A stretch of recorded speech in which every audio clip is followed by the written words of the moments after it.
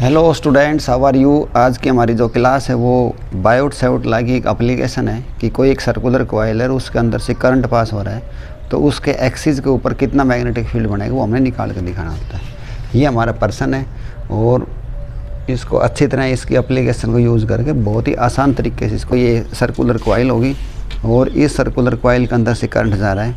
तो जैसे अब कोई कहे कि इसके सेंटर से मैं अगर एक लाइन खींचूँ तो उसको हम बोलते हैं एक्सियल लाइन, यानी कि जहाँ पे मेरा पैमाना ख़त्म हो रहा है वहाँ उस पॉइंट के ऊपर कितना मैग्नेटिक फील्ड होगा वो हमने निकाल कर दिखाना है। तो जो डायग्राम बनाऊंगा वो मैं इसको ऐसे नहीं बनाऊंगा, इसको मैं ऐसे बनाऊंगा, ठीक है। तो पहले डायग्राम को कंप्लीट करेंगे। तो सबसे पहले तो हमने यहाँ पे एक सर्कुलर कॉइल मैंने बना दिया है, उसका डायग्राम मैंने ऐसे बनाना है। ये इसका सेंटर हो गया, इसके सेंटर से हमने एक पॉइंट खींचना है और पॉइंट हो गया हमारा ये वाला। इस पॉइंट से हमने एक लाइन खींच दिया है, मैं ओ, इस पॉइंट का नाम दे देता हूँ पी और पी के ऊपर हमने मैग्नेटिक फील्ड निकाल कर दिखाना है। हमारी जो कॉइल है इसके अंदर से आई करंट जा रहा है। तो डियर स्टूडेंट्स, इसके अंदर हम छोटे छोटे काफ़ी एलिमेंट्स बना लेंगे। तो एक एलिमेंट हमने यहाँ बना लिया, उसको हम बोलेंगे डी एल, और जब करंट इसमें जाएगा तो वो बन जाएगा आई इंटू डी एल।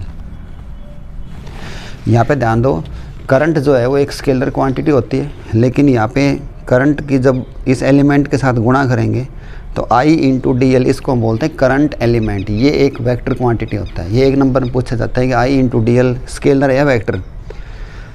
तो ये कैसी क्वांटिटी है? वेक्टर क्वांटिटी है। उसके बाद इस डायग्राम को और पूरा करते हैं। ये मान लो यहाँ से x दूरी ऊपर है और ये हमारी ये r दूरी के ऊपर है, ठीक है।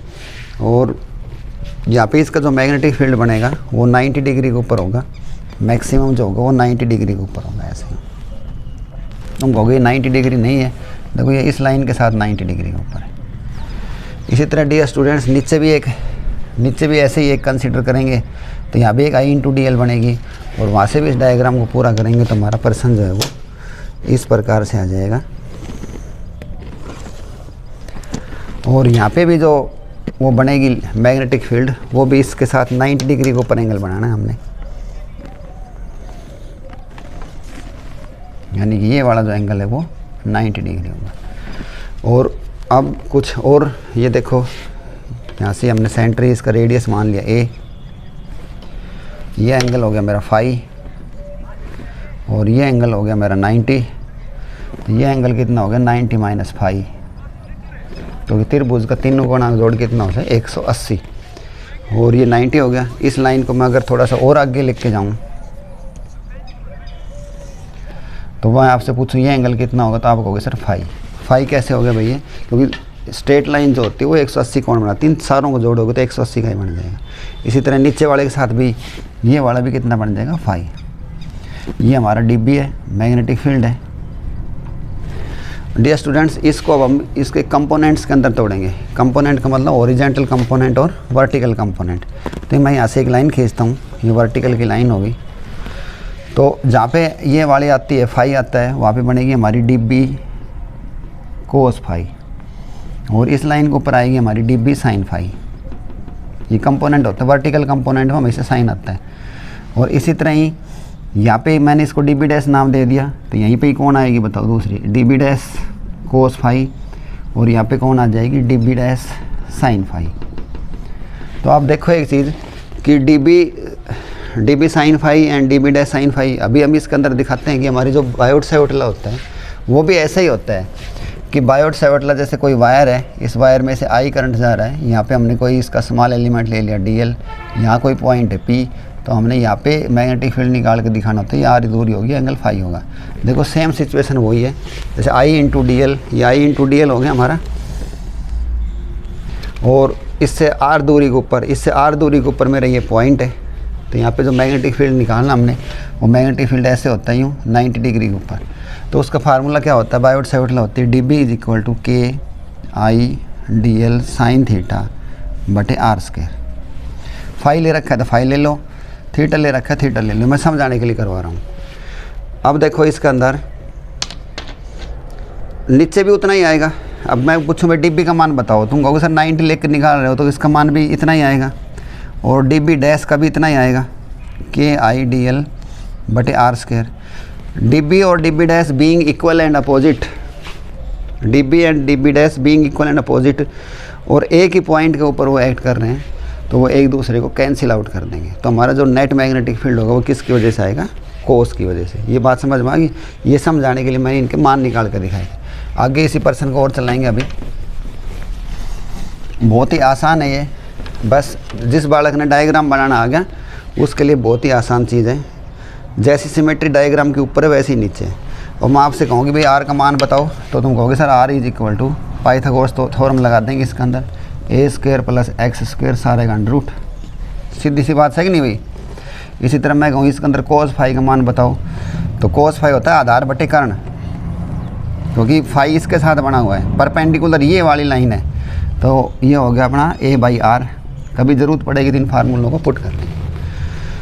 तो अब ये डायग्राम बनाना सीख लिया, और उसके बाद हमें ये भी पता चल गया it is the application of Biot Savart law. और बायोट-सैवर्ट लॉ होता है D B is equal to K I D L sine theta बटे R square.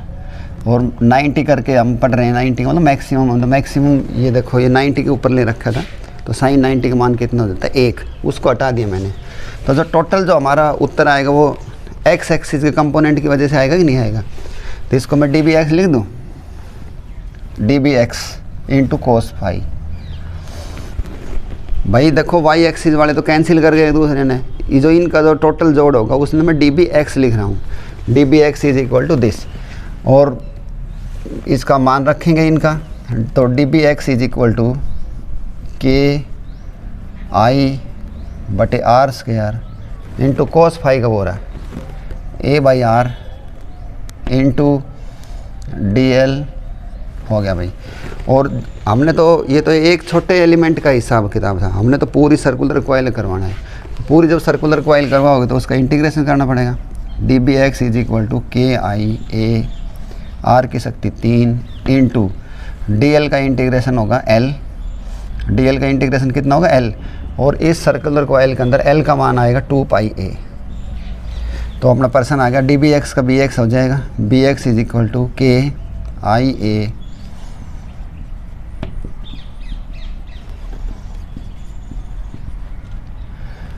To pi A square, आई भी हो गया बटे आर की शक्ति 3। यहाँ तक कोई डाउट है तो देखो भाई, कोई समस्या होगी हो तो ये हमने बी एक्स का मान यहाँ तक निकाल दिया है। अब देखो डियर स्टूडेंट्स, हमने पढ़ रखा है कि यहाँ पे जो के जो हमने के लिखा था वो के किसके बराबर होता है? म्यू नॉट अपॉन 4 पाई। और वो हमने, ताकि हमारा समय बच जाए, बार बार ये लिखूँ बोर ना हूँ, इसलिए हमने सीधा के लिख दिया था। अब उस के को हटा दो वहाँ से, तो B X is equal to K की जगह क्या लिखूँ? Mu naught upon 4 pi I 2 pi A square बटे आर की शक्ति 3। कुछ कटे तो काट दो भाई। वैसे जब न्यूमेरिकल करो तो इस जोड़े को छेड़ना नहीं है, क्योंकि ये जो जोड़ा होता है इसका मान होता है 10 की शक्ति -7। तो इसकी जगह हम पूरा कर देंगे, इनको काटा पीटी नहीं करनी। इसका मान हम यहाँ पे रखेंगे, ये कितना होता है? म्यू नॉट अपॉन 4 पाई। हो गया ये तो clear. I 2 pi A square बटे आर की शक्ति 3। यहाँ पे मैं एक्स एक्स लिखता रहा हूँ, तो इसको आप चाहो तो बी एक्सीएल भी लिख सकते हो। समझ में आ गया? एक्स एक्सिस की लाइन से तो इस नाम एक्सीएल भी लिख सकता है, एक्स भी लिख सकते हो, सारी मर्जी है। बी एक्सीएल कर लो चाहिए, और एक्स चल रहा था एक्स भी चलने दो, कोई दिक्कत नहीं आओगी किसी प्रकार की। अच्छा, अब इसको यहाँ पे हम जो आर है ना, आर की शक्ति 3, जो आर का मान हमारा कितना होता था? आर का मान होता था हमारा इतना, देखो ये वाला। और अब आर की शक्ति 3 करवाऊँगा तो बताओ अंडरूट का मान कितना होता है? अंडरूट का मान होता है 1/2, और इसकी सारे की शक्ति 3 करूँगा तो यहाँ पे 3 हो जाएगा। तो आर की शक्ति 3 का मान रखो अब इसमें, तो ये आएगा हमारा B X is equal to mu naught. अब देखो बार बार वही अक्सर रिपीट होंगे, आई 2 पाई ए की शक्ति 2 बटे आर की शक्ति 3 का मान आ गया ए स्क्वायर जमा एक्स स्क्वायर, और सारा की शक्ति 3/2। ठीक। ये हो गया हमारा बी एक्स। अब यहाँ पे हम दो तीन स्पेशल केस पढ़ेंगे। स्पेशल केस का मतलब होगा कि भाई मान लो यो पी पॉइंट और उरा आ जावे। जब उरा आ जाओगे तो एक्स को मान कितना हो जाएगा, 0, यानी कि दूरी बिल्कुल ख़त्म होगी। यानी कि केस नंबर 1 ले लो यहाँ से, case first, special case first, when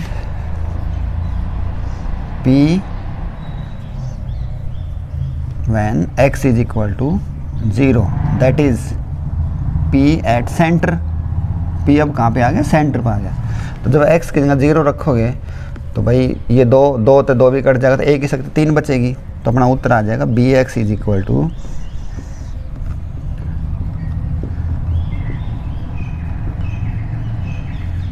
ए की शक्ति 3। और उरे हम एक काम भी कर लेंगे। और काम एक तो ये होगा, ए की शक्ति 2 3 काटोगे तो नीचे ए बचेगा। तो अपना पर्सन आ गया बी एक्स एल बी। अब देखो अब एक्स नहीं लिखांगे, और के लिखांगे बी सेंटर, क्योंकि अपना ये तो पी पॉइंट सेंटर पा लिया। B centre is equal to μ0/4 pi 2 pi I बटे ए। और हम पहले भी वही याद करवाया करता। एक केस तो होगा अपना ये वाला। उसके बाद ले लो भाई दूसरा केस। दूसरा केस क्या है कि मान लो अपना जो एक्स वाली लाइन है या इतनी लंबी हो जाए कि कॉलेज में चली जाओ। तो देखो कॉलेज में जब जाएगी तो इतनी लंबी हो जाएगी तो ए का मान तो बहुत छोटा हो जाएगा। तो उस समय हम ए ने क्या कर देंगे, नेगलेक्ट कर देंगे। दूसरा है case 2, special case 2, when P is far away from centre, यानी कि x is greater than a। तो ऐसे केस के अंदर ए स्क्वायर को हम नेगलेक्ट कर देंगे, ए स्क्वायर नेगलेक्टिंग। और इसने जब नेगलेक्ट कर दोगे तो क्या बचेगा, देखो ए स्क्वायर तो ए तो हट ही गया, स्क्वायर तो 2 कट जाए, x की 3 बच जाएगी। तो अपना पर्सन क्या से आ जाएगा, B X is equal to μ0/4 pi I 2 pi A square बटे एक्स स्क्वायर। ये अपना दूसरा केस पढ़ लिया हमने। उसके बाद इसी के अंदर ही हम केस 3 भी बना देंगे। केस नंबर 3 क्या होगा, देखो कोई सर्कुलर कॉइल हो, उसका एरिया का फार्मूला क्या होता है, उसका एरिया फार्मूला होता है पाई आर स्क्वायर, यानी कि पाई आर स्क्वायर। यानी कि सीधी बात यह है कि इस बात ने मैं क्या लिख सकूँ, इस बात ने मैं ए लिख सकूँ। तो ये होगी case number 2 for n turns. ये होगी n टर्न। मान लो ये जो अपनी रिंग थी इसमें तो फिलहाल एक ही टर्न थी, ऐसे मान लो दुनिया भर की टर्न हो, कई कड़े ले रहे हो ऐसे, तो अपना पर्सन चला जाएगा। ये भी हो B X is equal to μ0/4 pi I, n turn थी तो n तो गुणा कर दो इसने, ए स्क्वायर बटे और ये थम कहोगे सर ये तो एरिया हो गया इसका, तो इसमें मैं ए लिख दूं। तो B X is equal to μ0/4 pi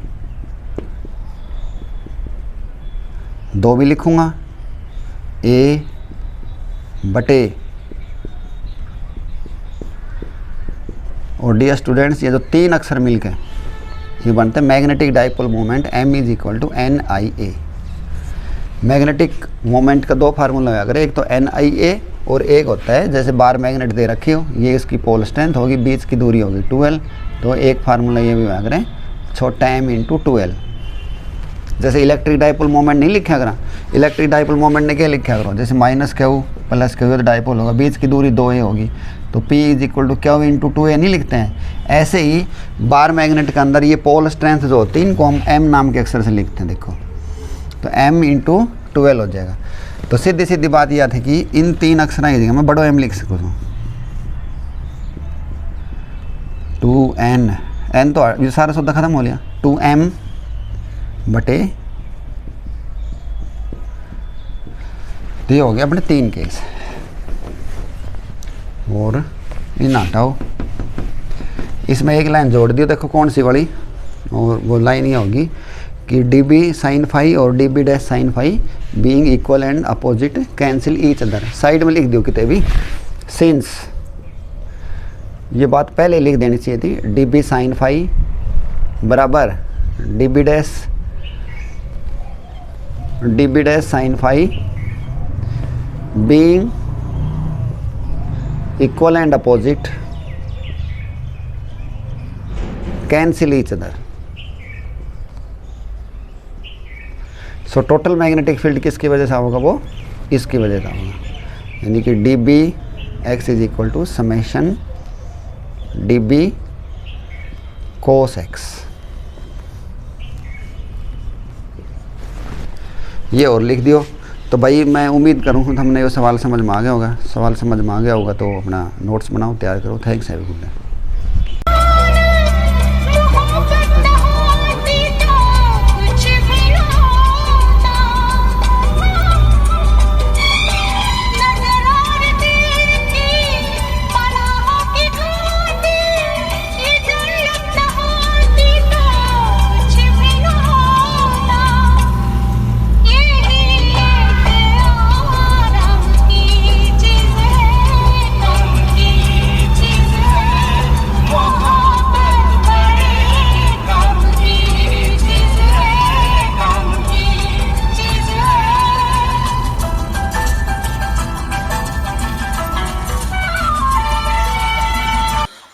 like करे, अपना नीचे करो और सुनो, चैनल ने सब्सक्राइब क्यों ना कर दे भाई, 5 सेकंड दूँ, सब्सक्राइब करो, 1 2 3 4 5 कर दिया। अरे बहुत बढ़िया, तैयार थारा में थी। सब्सक्राइब ठोक कर लिया करो और वीडियो ने शेयर कर दिया करो। जय हरियाणा, जय।